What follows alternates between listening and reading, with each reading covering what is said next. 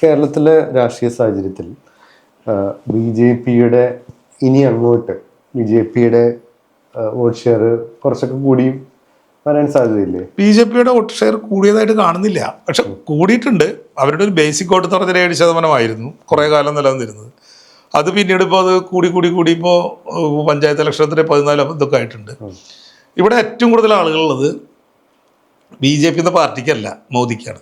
മോദി നിൽക്കുന്ന ഇലക്ഷനിലാണ് ഇവിടെ ഏറ്റവും കൂടുതൽ വോട്ട് വരിക, 19% മേലെ വരുന്നത്.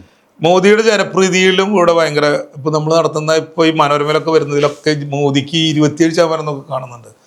അതൊരു അത്ഭുതകരമായ ഒരു കാര്യമാണ്. ഇതൊന്നും ഇവിടുത്തെ നാട്ടിലെ ബി ജെ പിക്കുള്ള ഒരു സാധനമല്ല.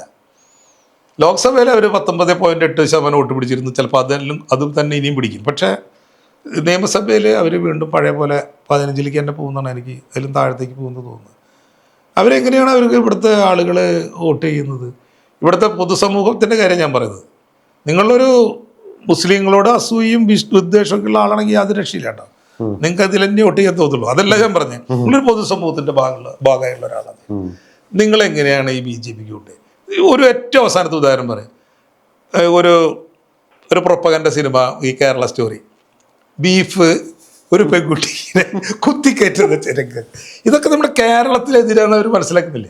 ഇത് അവിടെ നല്ലവണ്ണം ചിലപ്പോൾ കിട്ടുമായിരിക്കും. ഇത് കേരളത്തിൽ വരുമ്പോൾ ഇവിടെ ആളുകൾക്ക് അറിയാലോ ഇത് അങ്ങനെയല്ല. അപ്പം ഇതൊക്കെ വെച്ച് എങ്ങനെയാണ് ഒരു പുതിയ തലമുറയിൽ നിന്ന് ഇവർക്ക് എങ്ങനെ വോട്ട് കിട്ടാൻ പോകുന്നത്? അതാണ് ഞാൻ പറഞ്ഞത്. നിയമസഭയിൽ ഇവരുടെ കാര്യം വളരെ കഷ്ടമാണ്. ഇവരുടെ വോട്ടിംഗ് ശതമാനം കൂടുതലാന്ന് തന്നെയാണ് എൻ്റെ ഒരു ഇത് ഉള്ളത്. അവർ കാലഘട്ടത്തിന് യോജിക്കാത്തൊരു പാർട്ടിയാണ് അവർ.